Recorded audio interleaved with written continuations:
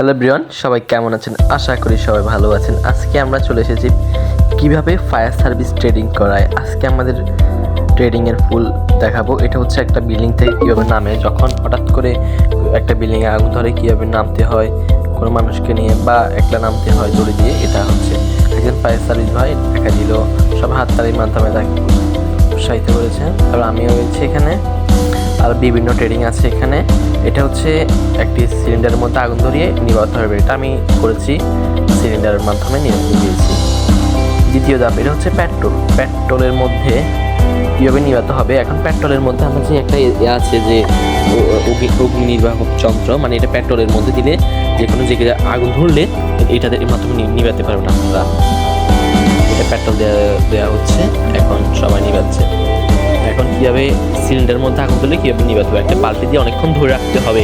ধরে রাখতে না হলে সাথে সাথে আমরা উঠাই ফেলি, কিন্তু আগুনটা থাকবে। অনেকক্ষণ ধরে রাখতে হবে। ছালার মাধ্যমে কীভাবে আমরা আগুন নিভাবো, ছালা দিয়ে অনেকক্ষণ ধরে রেখে আগুন নিভাতে পারবো।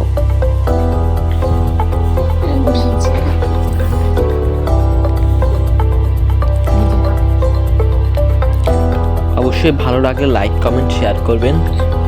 অবশ্যই চ্যানেলটি সাবস্ক্রাইব করে দেবেন। দেখুন কিভাবে এই আগুনটা নিভাচ্ছে।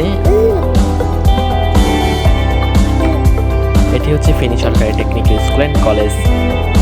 এটি আয়োজিত করেছে ফুলকড়ি আসর। ফুলকড়ি আসর হাসনাইনা আসর।